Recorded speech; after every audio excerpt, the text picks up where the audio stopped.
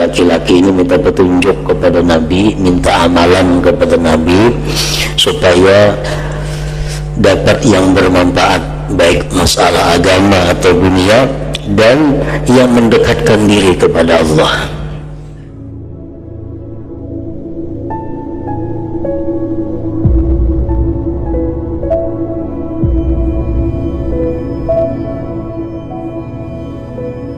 Bismillahirrahmanirrahim. Alhamdulillahilladzi amarana bin nasihati wal afwi war rasad wa nahana 'anil ghadabi wal hiqdi wal hasad. Asyhadu an la ilaha illallah wahdahu la syarika lahu alladzi lam yalid wa lam yulad wa lam yakul lahu kufuwan ahad. وأشهد أن سيدنا محمدا عبده ورسوله المؤيد.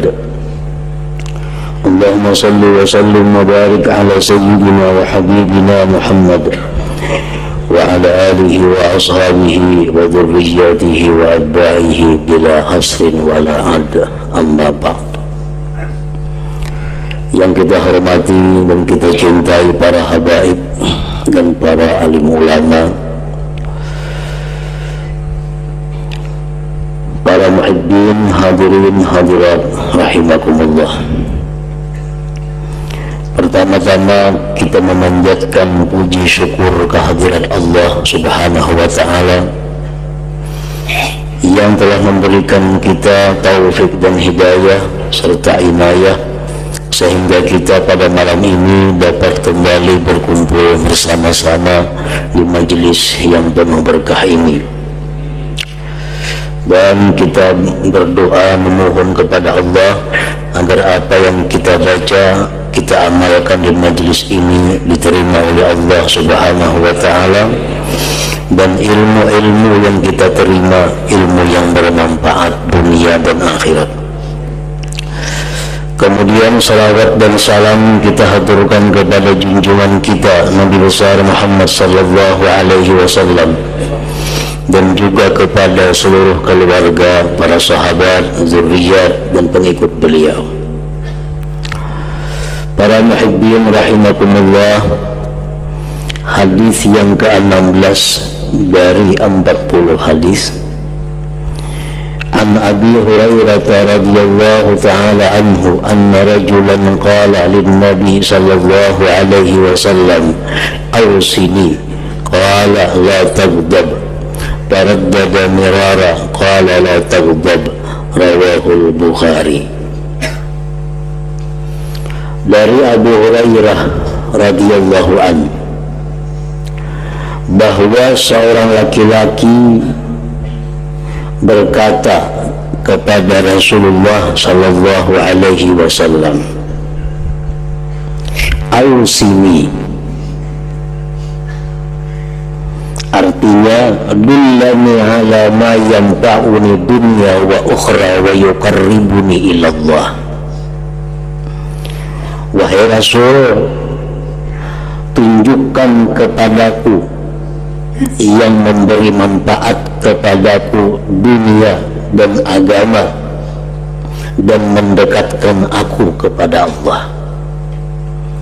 Laki-laki ini minta petunjuk kepada Nabi, minta amalan kepada Nabi supaya dapat yang bermanfaat, baik masalah agama atau dunia, dan yang mendekatkan diri kepada Allah.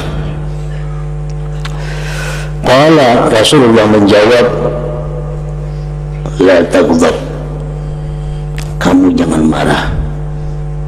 Artinya amalannya itu ikan jangan marah. Kenapa Nabi kita memberi amalan ini? Karena mungkin laki-laki itu orangnya pemarah.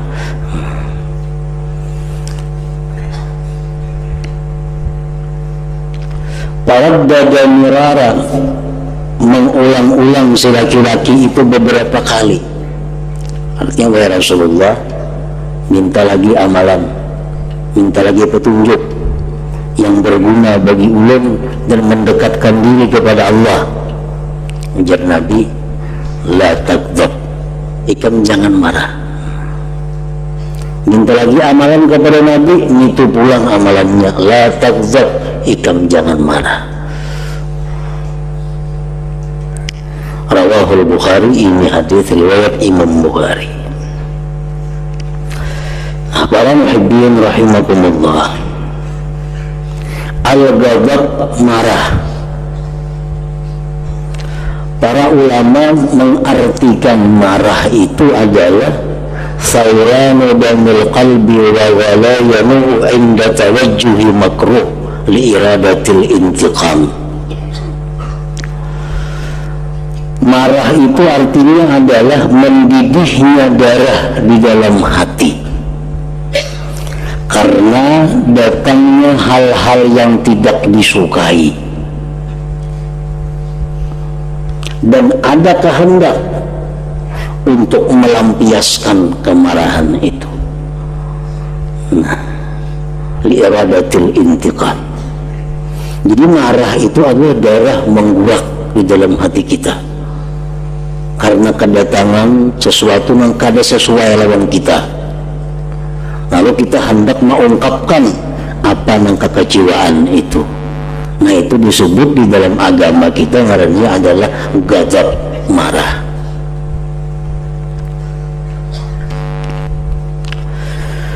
Rasulullah sallallahu alaihi wasallam bersabda, al-ghadabu yufsidul iman kama yufsidus sabrul asal. Ujar Nabi kita, marah itu merusak iman seperti merusaknya cuka terhadap madu. Madu itu manis, dicampuri cuka rusak. Nah, iman itu mulia. Datang marah, maka iman menjadi rusak. Makanya tadi Nabi memberikan petunjuk kepada seorang laki-laki tadi, la takdzab, engkau jangan pemarah.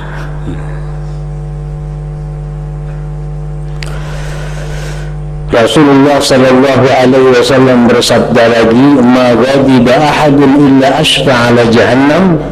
Tidaklah marah seseorang itu melainkan dia hampir atas jahannam. Artinya di waktu kita marah itu kita berada di tepi jahannam.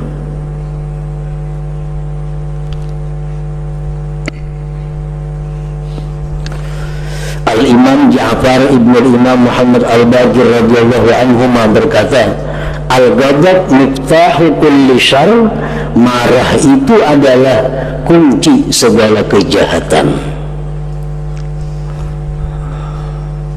Artinya dengan marah itu seseorang bisa melakukan apa yang tidak baik, sesuatu yang tercela.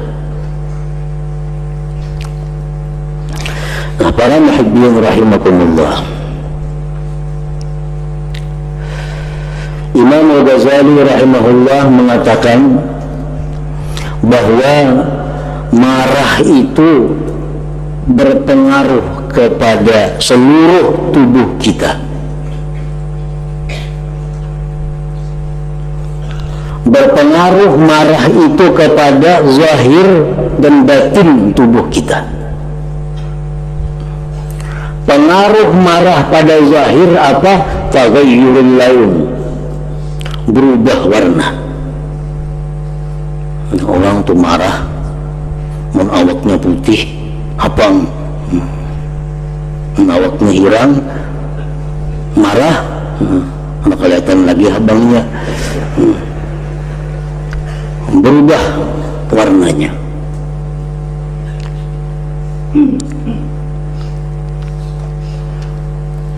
Wattirabul harakah wal kalam, bergetar geraknya dan bicaranya. Nah, itu orang marah karena inyaman pandir aja menggetar-getar, tangan awak menggetar. Ini orang marah berada di tepi jahannam.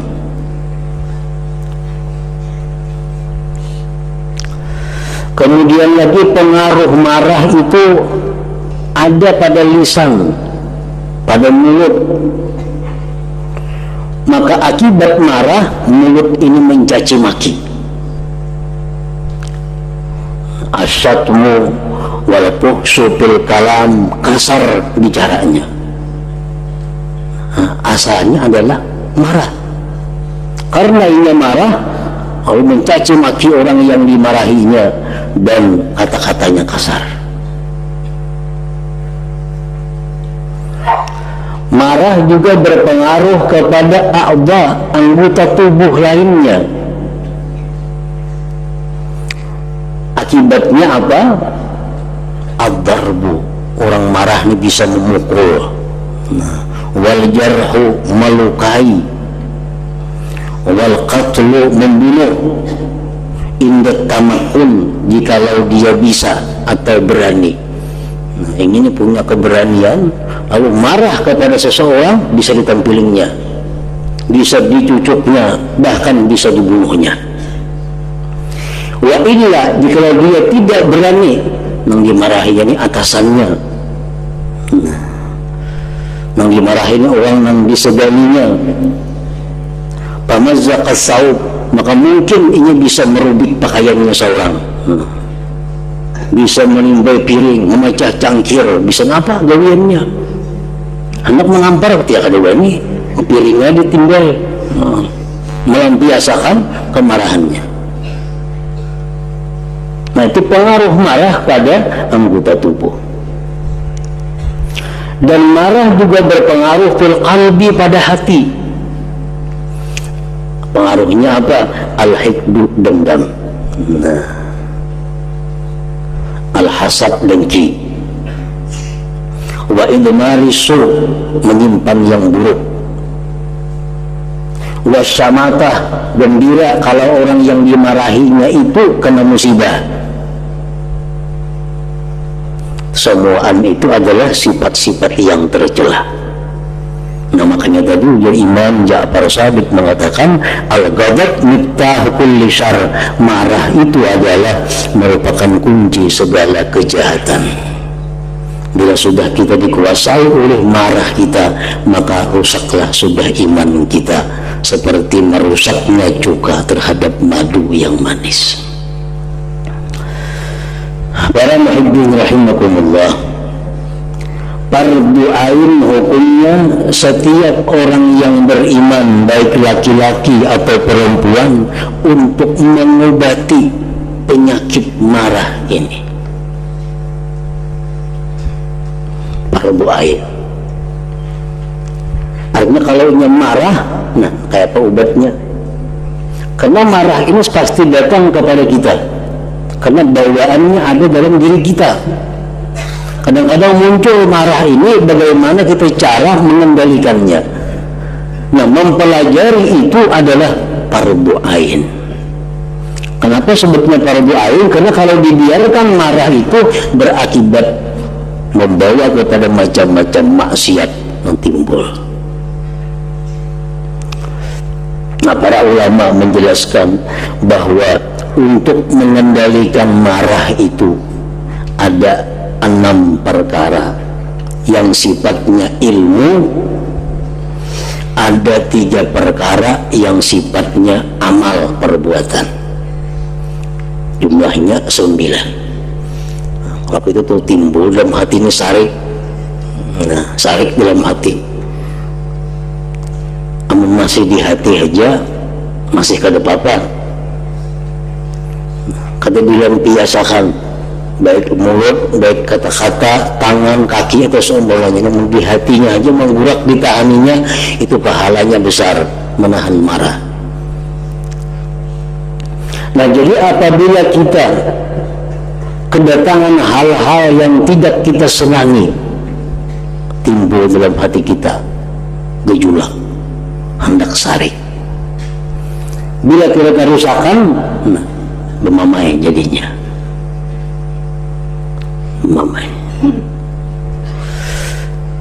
Obatnya yang pertama adalah yang ilmu, ayyatafakkara fi fadli kazmil ghais, bahwa dia berpikir, merenungi tentang keutamaan menahan marah itu. Ini sarik dalam hatinya sudah sarik, hendak bermamai, hendak menampiling, ingat akan fadilat keutamaan orang yang menahan marah. Nah, ujar Nabi kita bersabda, man kaffa ghadabahu kaffallahu anhu azabahu. Siapa yang mampu menahan marah dalam dirinya, maka nanti di akhirat Allah akan menahan azab daripadanya. Melihat keadaan nangka ini, kelakuan nangka ini, hati sarik sudah, hendak bernamai, ditahani, karena ingat bahwa hadis Nabi mengatakan ini, fadilatnya kita mampu menahan marah. Nah, yang kedua, ayyuhawwifa nafsahu bi'ikabillahi ta'ala, bahwa dia menakuti dirinya dengan siksa Allah. Ini mengkulanjurakan sariknya bermamai, menyipak-nyipak, menampar atau sebagainya. Nah, aku ini pacang berhadapan dengan azab Allah. Azab Allah. Rasulullah bersabda, inna li jahannama baban la yadkhulu illa man syaqa'a bi ma'siyatillahi ta'ala. Di dalam neraka jahanam itu ada pintu yang tidak masuk pintu itu kecuali orang yang melampiaskan kemarahannya dengan maksiat kepada Allah. Bunuh tambuk binatang bangsat ini. Nah, itu sudah ada mampu lagi menahan marah.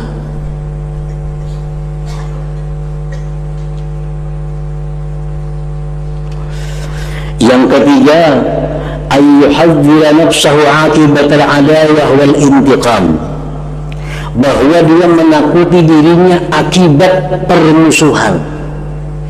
Niki namun ku sariki, mun ku mamai, ini bisa kada menakur lagi lawan aku, jadi bermusuh jadinya. Nah, jadi permusuhan, maka keluarga, maka dangsana, maka jiran, maka kawan.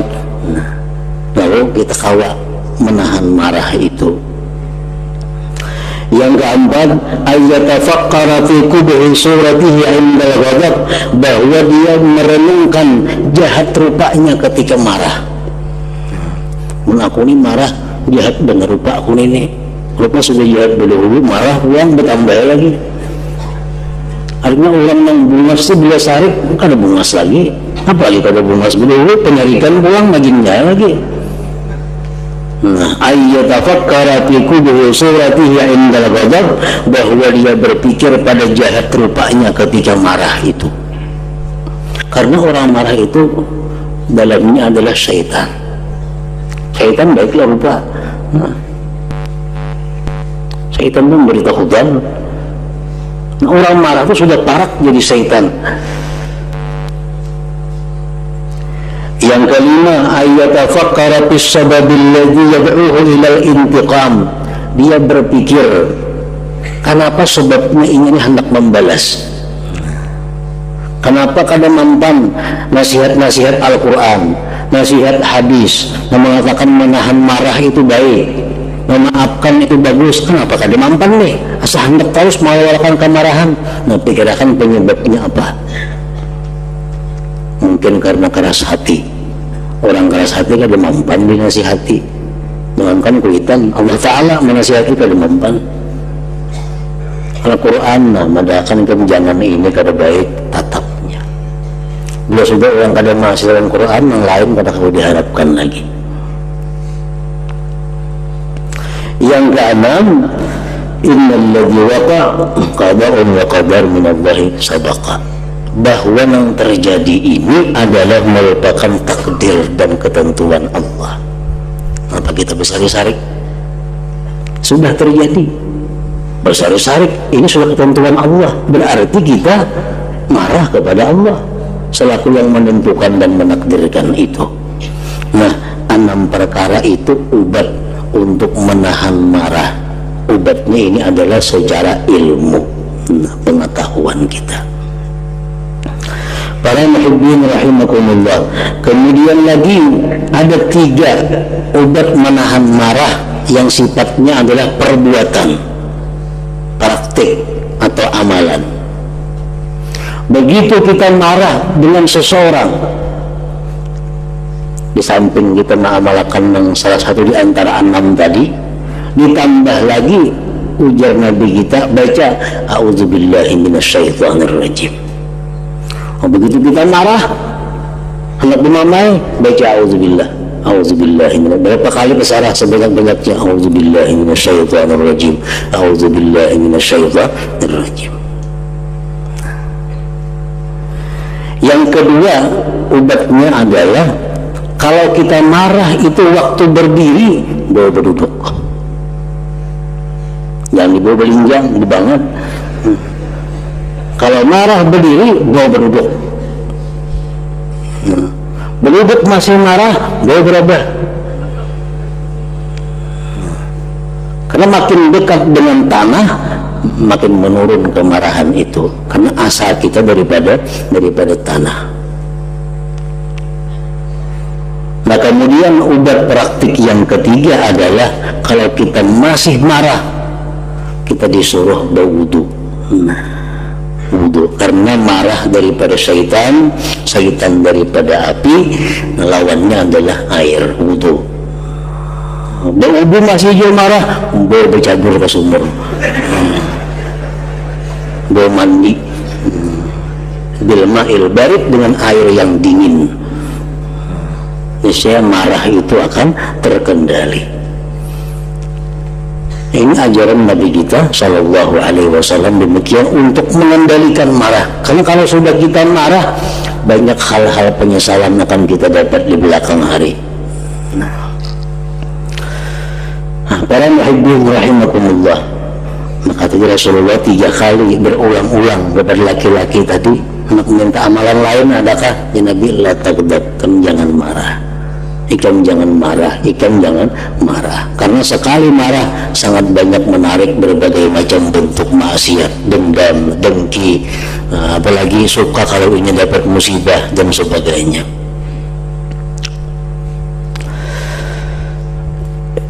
Imam Ghazali rahimahullah mengatakan bahwa setiap manusia itu ada punya sifat marah.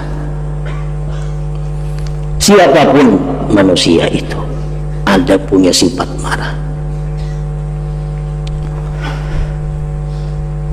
Namun sifat marah dalam diri manusia itu ada 3 perkara. Dari 3 perkara ini, 2 sifat marah yang dicela, 1 sifat marah yang terpuji. Ada juga marah itu yang terpuji.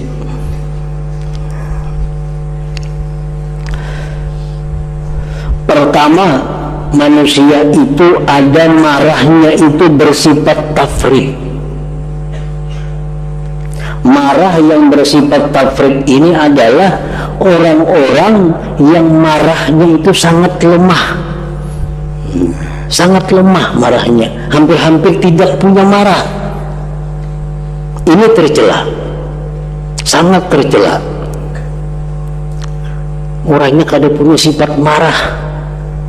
Bini dibawa orang kada sarik, anak diambil pacarnya ketawa. Ini orang haram masuk surga, kada punya marah. Maksudnya kalau kita ada punya marah, kita marah. Anak diganggu orang, bini diganggu orang, anak kada. Bukan penyabar, itu lain penyabar ngarannya, itu dayus ngarannya. Nah, ini marahnya kurang, sangat dicela. Yang kedua, manusia itu ada punya sifat marah yang ifrat, nah melampau batas. Dikit tersinggung, sedikit sarik. Ada manusia macam itu. Orang hati-hati pada orang sijin, penyarikan mana sijin. Nah, ini yang dicela tadi. Marahnya ini ifrat, melampau batas. Ibarat sepeda motor sarik, orang membalap, orang langsung kenyaringan, bunga aja sarik. Nah, ada ifrat, melampau batas. Nah, melampaui batas ini dan yang kurang tadi perlu diobati supaya marahnya itu bujur-bujur sampai kepada batas yang dibenarkan. Nah, yang ketiga, orang yang bersifat marah itu i'tidal. I'tidal artinya apa? Dia marah, tapi marahnya di bawah kendali akal dan agama. Kapan dia harus marah, kapan dia harus memaafkan, kapan dia memberi peringatan, kapan dia memberi teguran. Nah, ini marah yang terpuji. Seperti Rasulullah Shallallahu Alaihi Wasallam dan para sahabatnya. Rasulullah itu kalau sidin marah, maka merah muka beliau. Berarti sarik pada sidin itu. Kapan beliau marah? Ketika melihat kemungkaran. Ketika melihat kemungkaran beliau marah. Ketika melihat ada orang yang meremehkan hukum Allah. Ketika melihat dirubiknya undang-undang Allah. Nah, di situ beliau akan nampak kemarahannya. Nah, jadi kalau kita marah menurut petunjuk akal, menurut petunjuk agama, maka itulah marah yang terpuji. Dalam istilah tasawuf disebut al-ghadab billah, marah pada jalan Allah. Nah, itu yang terpuji, itu yang kita cari, itu yang kita tuntut ilmunya supaya kita bisa marah fillah pada Allah itu. Orang misal menyakiti kita, marah kita, wajar, normal ngarannya. Orang menyakiti kita, kita marah. Tapi kalau kita marah itu karena diri kita, ini marah yang salah. Marah yang salah. Tapi kalau kita marah karena dia adalah berbuat zalim kepada kita, nah ini marah yang benar. Kita sarik lawan orang yang mengambil harta kita. Kita sarik lawan orang yang mengganggu kita. Tapi marah kita bukan karena diri kita, marah karena kezaliman pada orang itu. Ini marah yang terpuji. Nah, buktinya kayaknya apa? Andai kata ada orang lain yang dizalimnya, kita marah juga lawannya, sama marahnya seperti marah terhadap dia menzalim diri kita. Ini bukti benarnya marah kita itu karena Allah. Waktu ingin menyakiti kita, kita marah. Tapi kita marah karena kezalimannya. Begitu pulang tetangga sebelah dizalimnya juga, kita marah juga, sama dengan marah pertama tadi. Nah, ini marah yang benar, marah yang terpuji, marah yang mendatangkan pahala. Tetapi kalau kita diganggu orang, kita marah dengan alasan zalim bang, itu perbuatan terbaik, jadi aku marah. Bujur aja itu. Cuma kadang ada tetangga sebelah dizalimnya, kita kadang sarik lawannya. Nah, atau orang sarik itu jadi perbuatan pertama, berarti kada benar marah kita karena Allah, berarti marah karena diri kita ngarannya. Nah, jadi marah itu terpuji asalkan marahnya fillah di jalan Allah Subhanahu wa ta'ala. Jadi kita sarik dengan orang yang mencuri, sarik dengan orang yang merampok, sarik. Nah, siapakah dirampoknya? Tetap kita sarik. Nah, itu ngarannya sariknya karena Allah. Namun sudah kita yang dirampoknya, yang dicuntannya kawan-kawan kita, kuat sarik kita. Bila orang lain dicuntannya, tekannya situ. Nah, itu kada karena Allah ngarannya. Kada fillah marahnya. Berarti marah yang tercela, itu ngarannya. Nah, jadi termasuk dalam permohonan kita, doa kita kepada Allah, kita biasa minta kepada Allah agar diberi akhlak yang terpuji. Termasuk dalam golongan akhlak terpuji itu adalah al-ghadab billah. Ini marah pada Allah, itu masuk dalam golongan akhlak yang terpuji. Tapi kalau marah karena pribadi, marah karena lain-lain, itu marah termasuk di dalam akhlak as-sayyi'ah, akhlak yang buruk, yang mana kita wajib berlindung kepada Allah daripadanya. Nah, selanjutnya hadis yang ke-17. La hadratin Nabi sallallahu alaihi wasallam, al-Fatihah. Ar-Rahmanir-Rahim. Maliki yaumiddin. Iyyaka na'budu wa iyyaka nasta'in. أشهد أن لا إله إلا الله لا شريك له